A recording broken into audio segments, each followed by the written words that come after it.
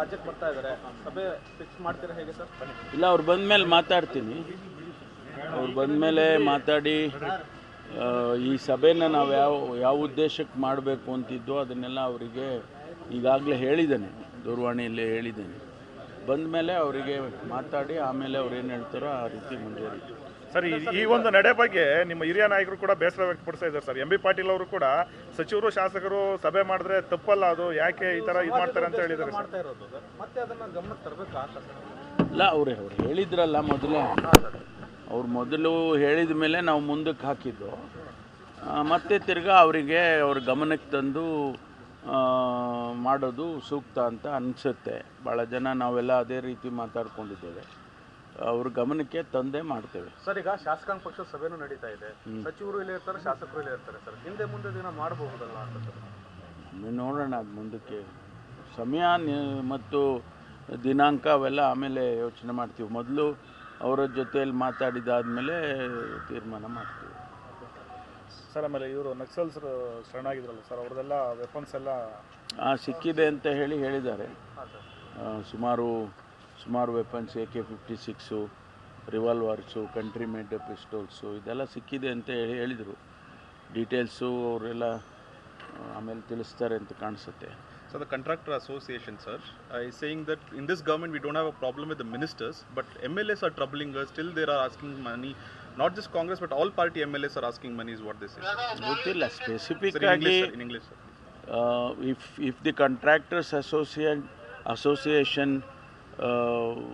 tells us which MLA, all that, then we can definitely, if they are our party members, see there are MLAs from other parties also. It could be other parties. Or if Congress MLAs have demanded anything like that, then let them tell us. We'll bring it to the notice of the Chief Minister or PCC President. Sir, Kumaraswamy ಅವರು ಗಂಭೀರ ಆರೋಪ ಮಾಡಿದ್ದಾರೆ sir. ಸಹಿ ಮಾರಾಟಕ್ಕಿದೆ ಈ ಸರ್ಕಾರದಲ್ಲಿ, ಹೆಚ್ಚಿಗೆ ಅವರು ಹೇಳುವ ಹೇಳಿಕೆಗಳಿಗೆ ಹೆಚ್ಚಿಗೆ ಪ್ರತಿಕ್ರಿಯೆ ಮಾಡೋದು ಏನು ಸರಿ ಇಲ್ಲ ಅನ್ಸುತ್ತೆ ನನಗೆ. ಪದೇ ಪದೇ ಆರೋಪ ಮಾಡ್ತಾ ಇದ್ದಾರೆ. ಅದೇ ಅದಕ್ಕೆ ಸರಿ ಇಲ್ಲ ಅಂತ ಹೇಳೋದು. ಸ್ಪೆಸಿಫಿಕ್ ಆಗಿ ಹೇಳಿ ಈ ರೀತಿ ಇದೆ, ಈ ರೀತಿ ನನ್ನ ಹತ್ರ ದಾಖಲಾತಿ ಇದೆ ಅಥವಾ ನನ್ನ ಹತ್ರ ಮಾಹಿತಿ ಇದೆ, ಇಂಥವ್ರು ಮಾಡಿದ್ದಾರೆ ಅಂತ ಹೇಳಿದರೆ ಅದಕ್ಕೇನಾದರೂ ಗಮನ ಹರಿಸ್ಬೋದು. ಬಿಟ್ಟರೆ ಸುಮ್ಮನೆ ಗಾಳಿಯಲ್ಲಿ ಗುಂಡು ಹೊಡೆದ್ರೆ ನಾವೇನು ಮಾಡೋಕ್ಕಾಗಲ್ಲ. ಇದು ಪಕ್ಷಕ್ಕೂ ಮತ್ತೆ ಸರ್ಕಾರಕ್ಕೆ ಡ್ಯಾಮೇಜ್ ಆಗುತ್ತಲ್ಲ ಸರ್? ಹೇಳಿಕೆಗಳು ಕೊಡ್ತಾರೆ. ಅಲ್ಲ, ಏನು ಡ್ಯಾಮೇಜ್? ಅವ್ರ ಹೇಳಿಕೆ ಇನ್ನೂ ಅವ್ರಿಗೆ ಡ್ಯಾಮೇಜ್ ಆಗುತ್ತೆ, ಬಿಟ್ಟರೆ ನಮಗೇನು ಡ್ಯಾಮೇಜ್ ಆಗಲ್ಲ. ಈ ಹಿಂದೆ PCM ಅವರ ನೋಡಿ, ಅವತ್ತು ನಾವು ಹೇಳಿದಾಗ ಕಾಂಟ್ರಾಕ್ಟರ್ ಅಸೋಸಿಯೇಷನ್ ಅಧ್ಯಕ್ಷರೇ ಪ್ರಧಾನಮಂತ್ರಿಗೆ ಪತ್ರ ಬರೆದಿದ್ರಲ್ಲ, ಅವರೇ ಸ್ಪೆಸಿಫಿಕ್ ಆಗಿ ಹೇಳಿದ್ರಲ್ಲ ಕೆಂಪಣ್ಣವರು. ಆ ರೀತಿ ಹೇಳಿದರೆ ಈಗ ಅದನ್ನೇ ನಾನು ಹೇಳಿದ್ದು. ಈಗ ನಮಗೆ ಯಾರಾದರೂ ಸ್ಪೆಸಿಫಿಕ್ ಆಗಿ ನಮ್ಮಲ್ಲಿ ಹೇಳಿದರೆ ಅದಕ್ಕೆ ಗಮನ ಹರಿಸ್ಬೋದು.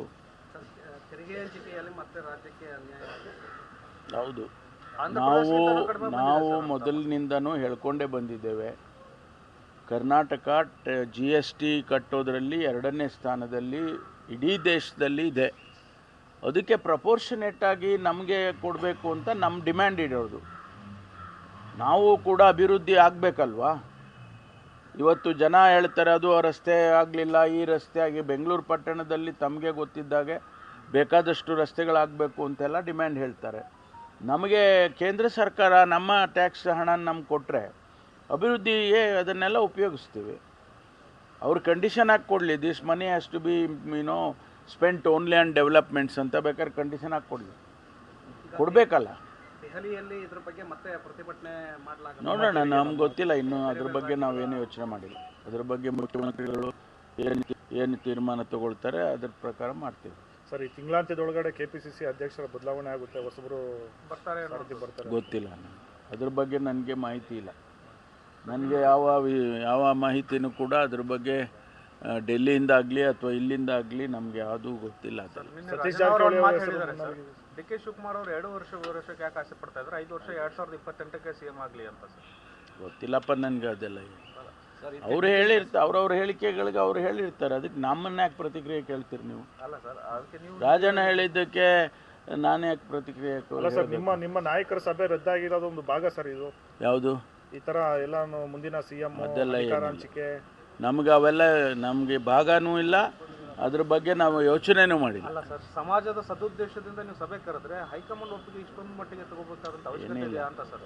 ಇಲ್ಲ, ಆ ಥರ ಏನಿಲ್ಲ. ಅವರು ಹೇಳಿದ ಮೇಲೆ ನಾವು ಅವರಿಗೆ ಮಾಡೋಣ ಅಂತ ಅಷ್ಟು. ಬೇರೆ ಅವರು ಹೇಳಿದರು ನಾವು ಹೈಕಮಾಂಡಿಗೆ ಗೌರವ ಕೊಡ್ತೀವಿ, ನಮ್ಮ ಪಕ್ಷದಲ್ಲಿ ಹೈಕಮಾಂಡು ಸುಪ್ರೀಮು.